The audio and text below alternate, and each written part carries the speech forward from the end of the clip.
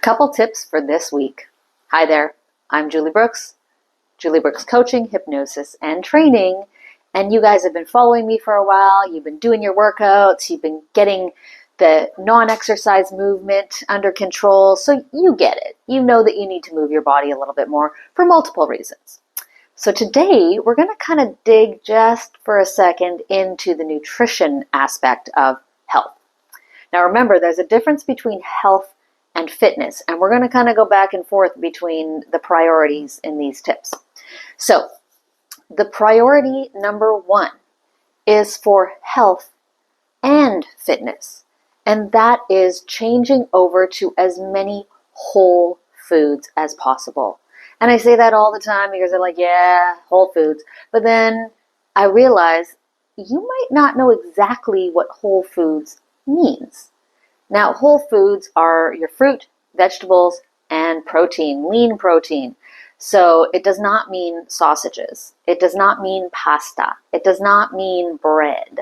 And I'm not saying you can never have these in your diet, but less of them is better. And we can talk about specific ones and making your own and all these things that up-level the nutrition value of those things.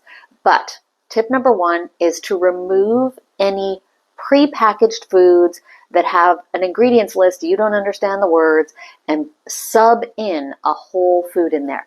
And there's a lot of whole foods, guys, that you can eat raw.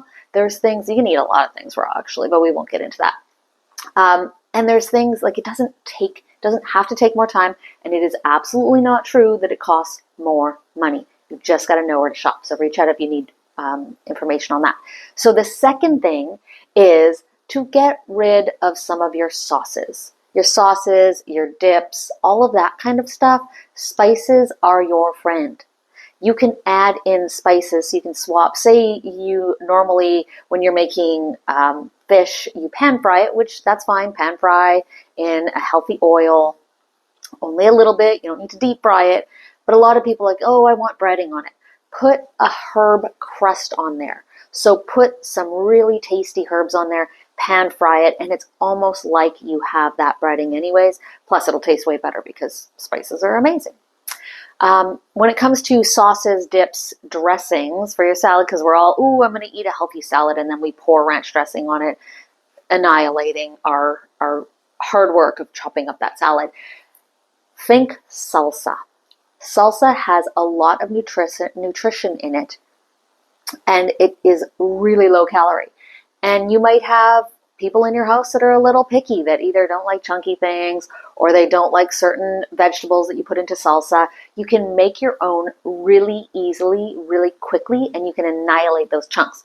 So what you do is you get a food processor or even your blender, and you throw in the items, tomatoes, peppers, onions, spices, whatever it is that your family likes, you put it in there and you annihilate it. So it turns into like a sauce again. So it is the components of pico, actually, not salsa. Salsa's cooked, pico's raw.